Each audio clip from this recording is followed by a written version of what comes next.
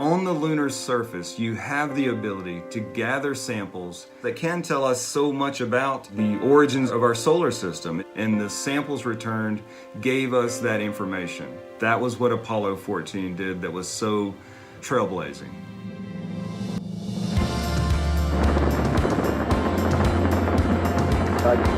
Looks good here, flight. Good agreement.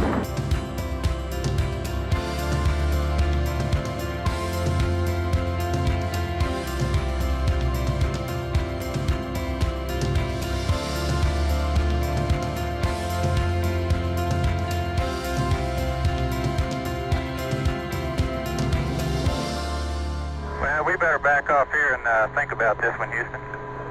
Roger. They continue to believe that this mission might never get started, and Mission Control was pretty convinced it wouldn't either. First attempt, dock, couldn't get a hard dock. Second attempt, third attempt, fourth attempt, fifth, and a sixth attempt. 2 hours. But it's that spirit in Mission Control, in the crew, the faith and the confidence in their training, and they're able to work together as a team to get that mission going. I believe I got a hard dock, Houston. Roger, Al. That's great. Super job, Stu.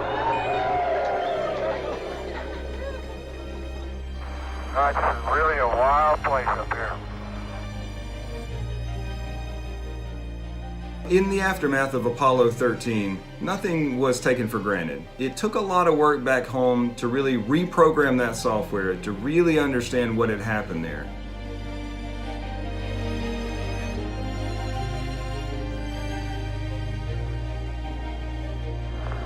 We're on the surface. Okay, we made a good landing. That was a beautiful one. We landed the slope, but other than that, we're in great shape. Yep. Right on the landing site. Looks like you're about on the bottom step and on the surface. Bedford, old man. Hamlet's on the surface, and it's been a long way, but we're here.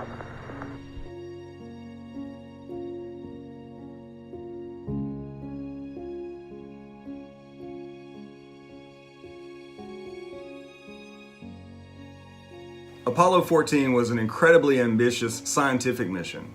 One of the things they had with them that was incredibly important was something called the MET, or the rickshaw.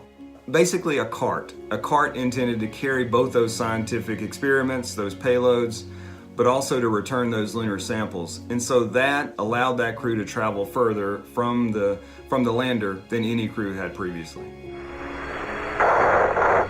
We're really going up a pretty steep slope here. We got a ways to go yet. Like any good navigator, the astronauts brought with them the maps that they needed. But there was a problem with these maps. These maps had been shot from the air, and on the ground, that lunar landscape looked quite a bit different. Nothing like being up to your armpits in lunar dust. They found themselves in valleys that were deeper than they thought. They found themselves working up hills that were higher. This was an exploration at its finest. Well, I'm going to try a little sand trap shot here. That looked like a slice to me, Al. Here we go. And one more. Miles and miles and miles.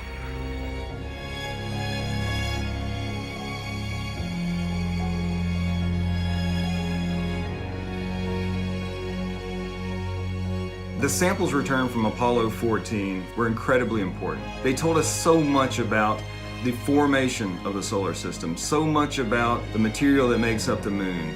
Okay, Channel, do a loop. Okay, make it smooth. And around we go. Show us a little style.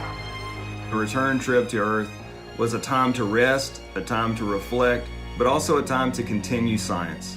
A major portion of that journey home was conducting microgravity science, something that today we do on the International Space Station every day. That was a new way to think about what would the value of space be. Apollo 14 achieved all the science that it had hoped to achieve, and it pressed the boundaries of space exploration in ways that future crews would build upon. And as we prepare to go back to the moon, we've definitely followed in the footsteps of these brave crews that went before us and build upon the scientific information that they returned.